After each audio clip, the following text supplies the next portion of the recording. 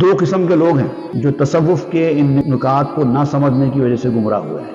ایک تو وہ لوگ جنہوں نے اپنے آپ کو فنا فی اللہ کے درجے پر لانے کے لیے یہ سمجھا کہ میں اللہ کی ذات میں فنا ہو گیا تو میں اللہ ہو جاؤں گا، جو بندہ اللہ کی ذات میں فنا ہو جاتا ہے وہ اللہ ہو جاتا ہے، ایسا سوچنا شروع کر دیا۔ یہ کفر ہے، یہ کفر ہے۔